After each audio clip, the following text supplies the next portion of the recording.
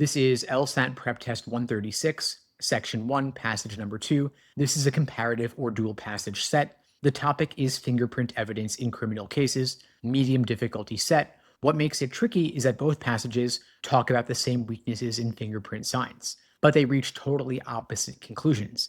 If you blur that line, you're going to get the relationship questions wrong. Now, Passage A is a court defending fingerprint evidence. Passage B is a critic tearing it apart. They agree on the facts. They disagree on what those facts mean. That is the whole game.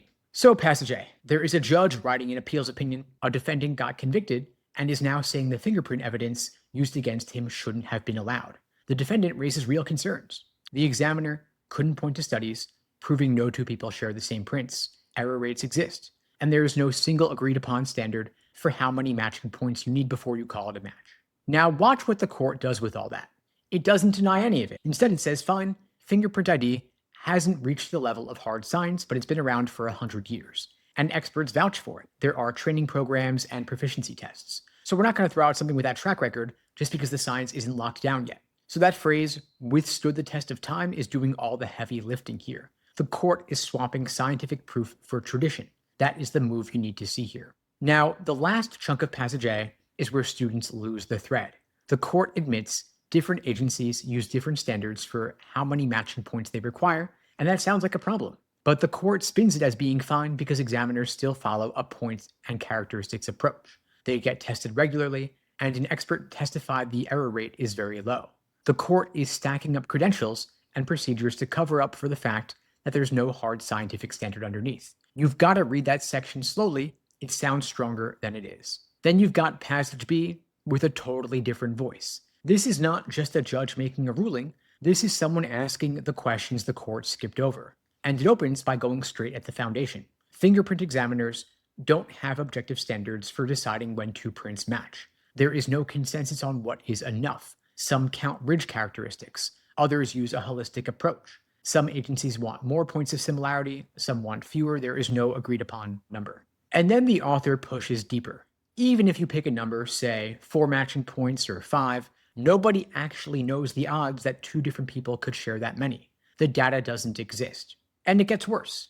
The prints used in real cases aren't clean full prints. They're partial and they're smudged. So the question isn't just, can two people share 4 points on a full print? It's, can two partial smudged prints from different people look like a match? And no examiner can answer that. Then the very end of Passage B hits on the error rate. The court in Passage A relied on testimony that the error rate is extremely low. Passage B says that claim hasn't been backed up by serious study. The proficiency tests that exist have been criticized as being too easy, and when a tougher test was actually run, examiners got it wrong 34% of the time. And that number is devastating. It directly undercuts the expert testimony the court leaned on.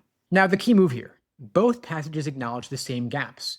No universal standards, unclear error rates, no fixed threshold for a match, and Passage A treats these gaps as tolerable because the system has a long track record. Passage B treats these gaps as the reason the system can't be trusted. So the hardest questions here are going to test whether you can tell which side treats a shared fact as a strength versus a weakness. Now, one thing you want to watch for on the inference questions. The author of Passage A is a judge, not a scientist. The court isn't saying fingerprint science is solid. It's saying the evidence met the bar, legally, for being admitted at trial. That is a lower claim than most students think it is. So don't pick answers that make the court sound like it's vouching for the science itself.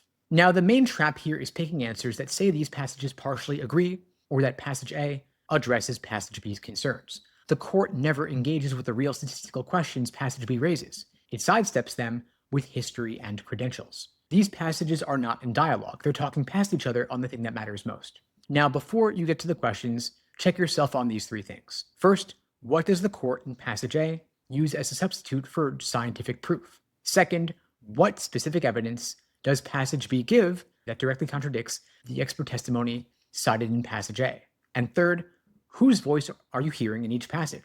Because a judge defending a ruling and a researcher asking open questions will show up differently in the answer choices.